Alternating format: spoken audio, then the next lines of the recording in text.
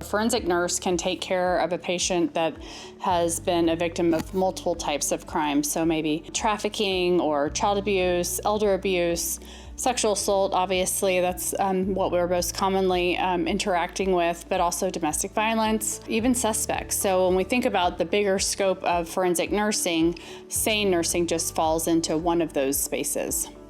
Our nurses in the Houston area specifically, we go all the way from Huntsville down to Lake Jackson, so we cover a really large geographical area. We have 10 full-time forensic nurses in the Houston area, 5 for our Rio Grande Valley location, and 5 for our North Texas location. They're experts in the field because they are doing this work day in and day out. They're all full-time.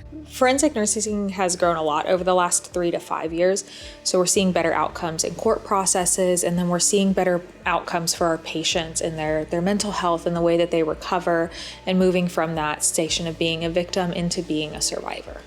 Well, after we get done with our medical forensic exam, we would have an advocate on staff hold out their hand and say, hey, let me help guide you to the next step, whether it's food and shelter or counseling. Otherwise, victims are kind of left there to figure out the system on their own.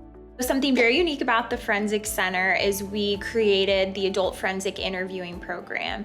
And that began in June of 2020, and it offers a safe place for victims of violence and witnesses to crime to come in and share what happened. We provide a neutral and safe space for adult victims to come in for an interview. These interviews are recorded, and they are done in collaboration of law enforcement. They don't have a lot of autonomy on typically even what happens next and really a lot of the process.